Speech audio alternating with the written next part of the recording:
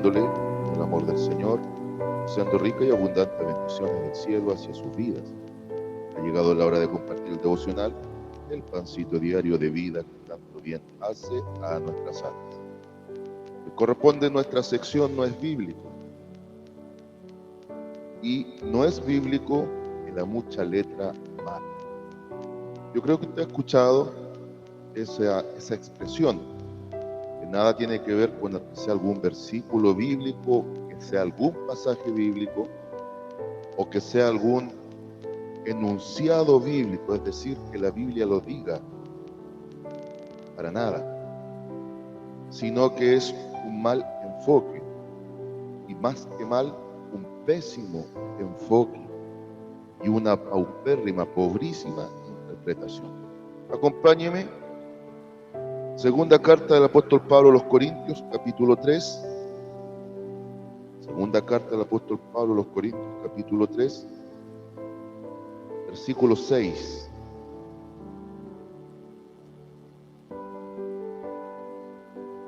No hay que olvidarse que estas cartas, la iglesia de Corinto, tiene como motivo traer orden, disciplina y enseñanza a una iglesia muy bendecida en lo espiritual, pero muy desordenada, muy dividida y muy infantil. Y en este capítulo 3 para nosotros, el apóstol Pablo habla de los ministros y del ministerio del nuevo pacto. Y eso es clave. Entender que hubo un viejo pacto y un nuevo pacto. Que la Biblia misma presenta un Antiguo Testamento y un Nuevo Testamento. Y ahí se va a ir descubriendo. Quizás ya lo sabe, no es malo darle una segunda vuelta y lo refuerza. Si no lo sabe, asimile. ¿Qué nos va a decir la Biblia? Entonces, 2 Corintios capítulo 3, versículo 6, leo en el nombre del Señor Jesucristo, y la palabra de nuestro Dios dice de la siguiente manera: el cual, asimismo, nos hizo ministros competentes de un nuevo pacto, no de la letra, sino del Espíritu, porque la letra mata, mas el Espíritu vivifica. Amén. Incluso en una lectura rápida, a aquellos que aseveran y usan la expresión de que la mucha letra mata, no solo están mutilando el texto, sino que lo están enfocando pésimamente mal. Tampoco dice que la mucha letra mata, sino que dice porque la letra mata, mas el Espíritu vivifica. Pero ahora démosles el contexto. Y para darle el contexto, le podemos dar el contexto inmediato leyendo versículos anteriores y versículos posteriores. Mire, vamos a leer del 1 al 5. Comenzamos otra vez a recomendarnos a nosotros mismos. Así comienza el capítulo 3.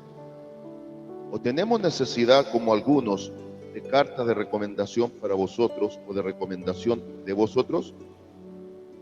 Nuestras cartas sois vosotros, escritas en nuestros corazones, conocidas y leídas por todos los hombres, siendo manifiesto que sois carta de Cristo expedida por nosotros, escrita no con tinta, sino con el Espíritu de Dios, del Dios vivo, no en tablas de piedra, sino en tablas de carne del corazón. Hago una pequeña pausa. Aquí el apóstol Pablo está dando a entender que los creyentes, en este caso la iglesia de Corinto, testifican de una obra que ha hecho Cristo en ellos por medio de los apóstoles.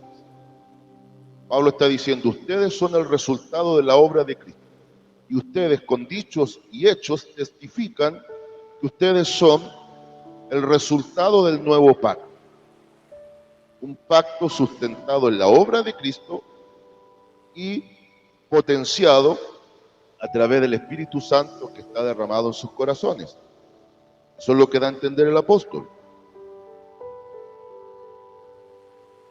¿Y por qué hace esto? Porque Pablo va a declarar que él, con los apóstoles, son los ministros competentes del nuevo pacto.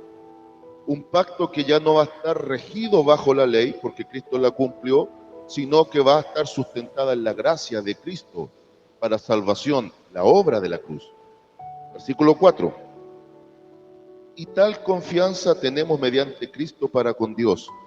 No que seamos competentes por nosotros mismos para pensar algo como de nosotros mismos, sino que nuestra competencia proviene de Dios. En todo Pablo le da la preeminencia a Cristo, exalta a Dios y confirma y declara que quien les dio este ministerio es Dios. Un ministerio muy diferente al ministerio del Antiguo Testamento. Y ahora viene el versículo 6. El cual, ¿quién? Dios. El cual asimismo, Dios asimismo, nos hizo ministros competentes de un nuevo pacto. De un nuevo pacto. Este nuevo pacto estaba profetizado, por ejemplo, en Jeremías capítulo 31, versículos 31 al 34. Que Dios ahora comenzaría a hacer la obra, ya no en tablas de piedra, sino en las tablas del corazón. Ya no sería un pacto rígido bajo la ley escrita en piedra, sino que va a ser un pacto de gracia en la obra de su Hijo, ahora escrita a través del Espíritu Santo en los corazones de los humanos. Mire, no de la letra. Esto de concepto de letra, por favor, aplicado al antiguo pacto, entiéndase ley.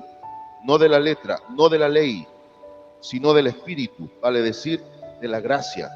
Entonces, el antiguo pacto se sustentó en la ley y el nuevo pacto se sustenta en la gracia. El antiguo pacto se sustentaba en la sangre de los animales que servían como prototipo de Cristo, ese es el viejo pacto, y el nuevo pacto ahora tuvo cumplimiento fidedigno en la sangre de Cristo. Él mismo, cuando instituye la cena, cambia la Pascua por la cena.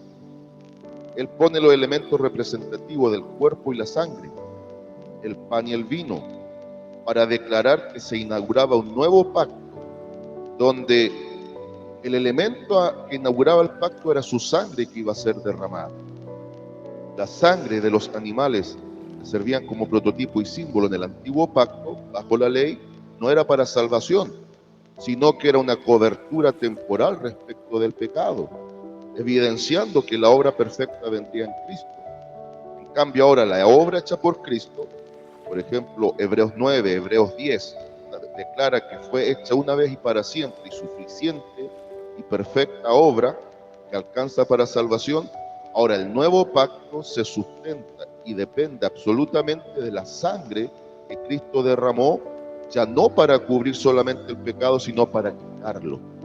Por eso en San Juan capítulo 1, versículo 9 y San Juan capítulo 1, versículo 36, declara las palabras de Juan el Bautista respecto de Cristo y dice que Él es el Cordero de Dios que quita el pecado del mundo.